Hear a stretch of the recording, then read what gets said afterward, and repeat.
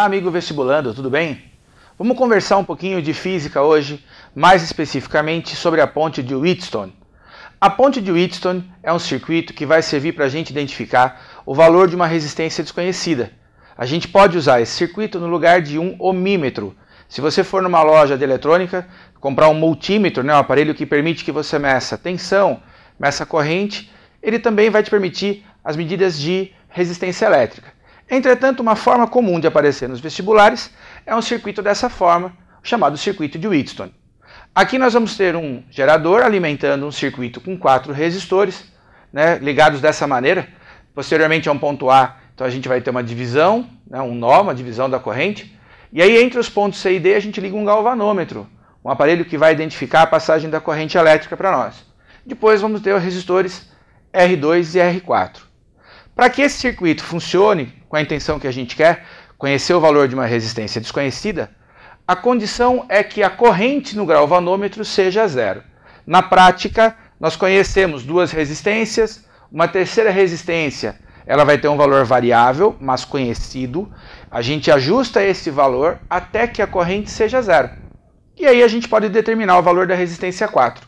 Essa situação em que a corrente do galvanômetro é zero é chamada de condição de equilíbrio. Na condição de equilíbrio, então o I no galvanômetro será zero. Se não passa corrente neste ramo, a gente conclui que a diferença de potencial entre os pontos C e D também é zero. Já apareceu em vestibular uma pergunta com um circuito desse, solicitando para o candidato em quais pontos que ele poderia colocar a mão sem levar um choque elétrico.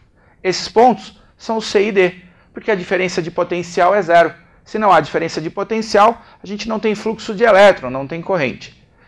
Essa condição de corrente zero e diferença de potencial zero traz para a gente uma coincidência matemática bastante interessante. Poderia ser demonstrado, inclusive, que o produto dos resistores cruzados tem que ser igual. Então, se a gente multiplicar o valor de R1 por R4, o resultado disso vai ser igual ao valor de R2 por R3. Há uma explicação teórica para isso.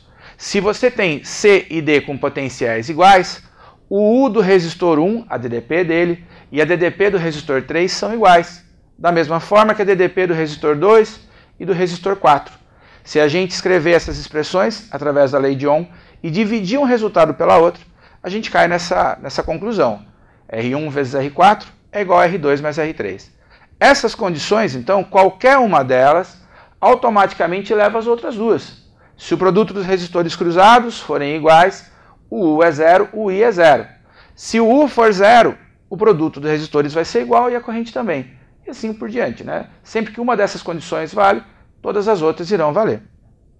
Além disso, é interessante a gente perceber que as resistências R1 e R2 estão em série da mesma forma que R3 e R4. Por que elas estão em série? Olha a definição da série. Os resistores são percorridos pela mesma corrente.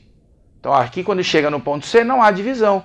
Lembra que a condição de equilíbrio é que o I no galvanômetro seja zero.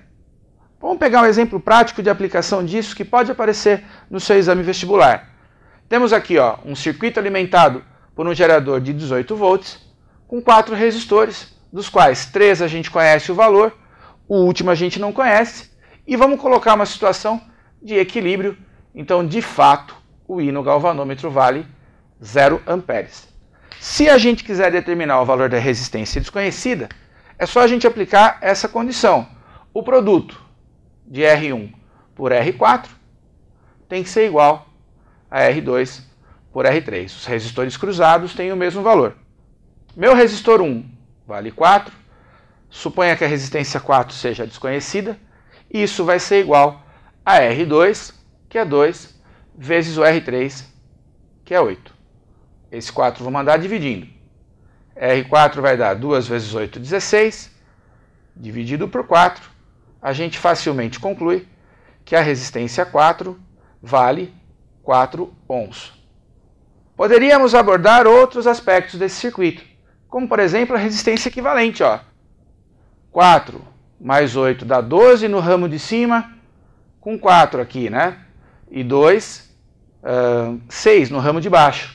Poderíamos fazer o produto pela soma, determinar o equivalente, calcular a corrente, obter a corrente para cada ramo, mas isso fica para você tentar mais tarde.